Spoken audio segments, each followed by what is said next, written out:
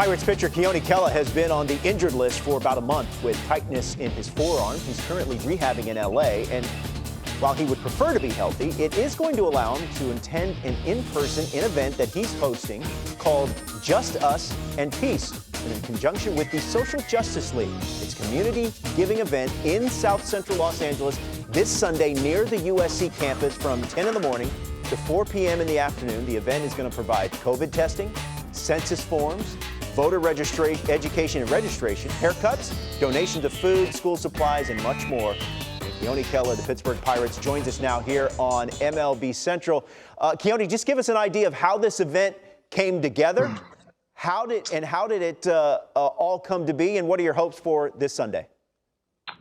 So the SJL came together about 6.5 weeks ago in terms of, putting something together for this event. And, with everything going on with the COVID restrictions, Census 2020 deadline coming up, we figured we needed to move really fast in being able to provide an event for our community to kind of just create some type of shift, as well as acknowledgement of the social issues that we need to talk about and that we need to handle collectively as a community. So me and a group of 3 other people, including other corporate sponsors, we came together to create this event to pretty much just uplift the community and give some type of intimate engagement with our youth, to just spark new interest in different things, and just to put some smiles on people's faces, put some food in their bellies, and share some hope. This year has been very, very stressful to a lot of people in our nation and across the world, and I'm just trying to do my part along with the people assigned me to give back to our community and make people feel good. Hey, Keone, I sit here as kind of that journeyman utility guy that every time I wanted to do something charitable or put my foot forward, I'm like, traded, released, sent, or whatever the case may be. And I was a little gun shy of always like giving back, right? If you weren't like this grandiose star. So like, were you just sitting at home constantly thinking about this and you say, you know what, I'm gonna make a phone call? Because I always feel like taking that first step forward to being charitable is like, it opens the floodgates. Yeah, so my mother and a really good family friend of ours named Robert Fain introduced his nephew, whose name's Max Tall, who's one of the founders of the Social Justice League. And we were just going back and forth talking about just our like-minded vision and what we want to do for our community and how we want to impact the world moving forward. And so we just collectively just started to make a couple phone calls to different separate resources, trying to see what we can put together. And we saw that the dots were starting to connect and to bring this event on Sunday into fruition. And, it's really exciting because we actually are using all of our vendors are going to be local vendors. And one of our hosts is a local artist named Joe Moses, as well as a fashion designer and businessman who has direct there's relatability, with our youth and that man as well as me, to try to create transparency of our initiative. And, really this is a movement and it's not a moment, and that's what we're trying to do, is provide an environment where people can feel that they can thrive and let their guards down to just to build. Right now we're at the grassroots level of everything, and we're just trying to build organically and word of mouth, and to show the purity in our hearts for our actions and what we want to do, and hopefully that could transcend into our youth and they could pass it on moving forward. How'd you become so nice real quick? Because you're talking nice, but every time I watch you on the mound, you scared the living What am I missing? That's the trick. Catches you off guard, right?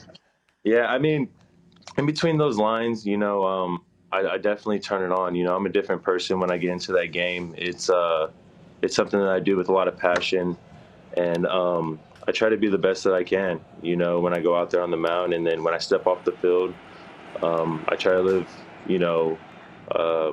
with certain code and certain ethics and integrity and stuff like that. And I'm just trying to do what I feel is right in my heart with the platform that I have, and make sure that I leave a legacy for those behind me and those that are beside me, and because this this is not the end all.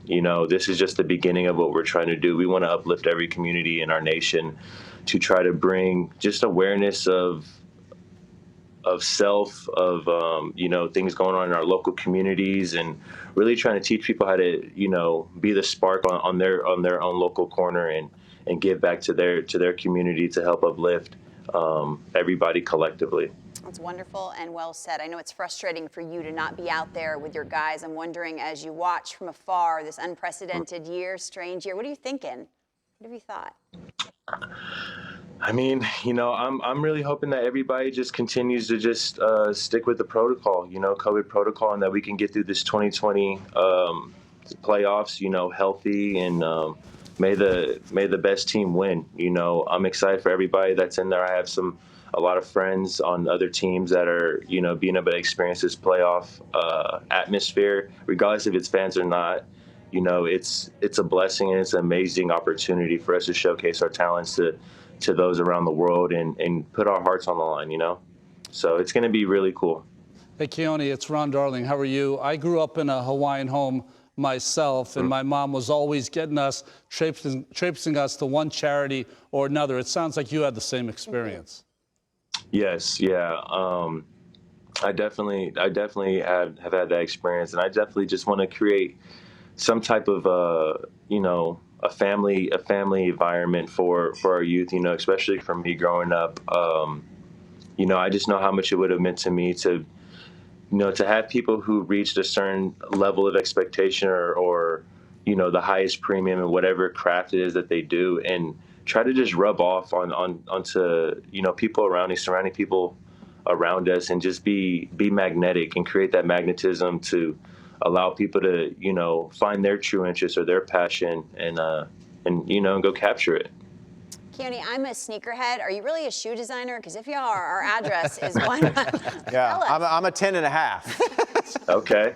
Yeah. Like, I would say I'm more of the businessman behind it. The guy that actually does everything, his name is Jesse Woods, and he's based out of Pittsburgh, PA.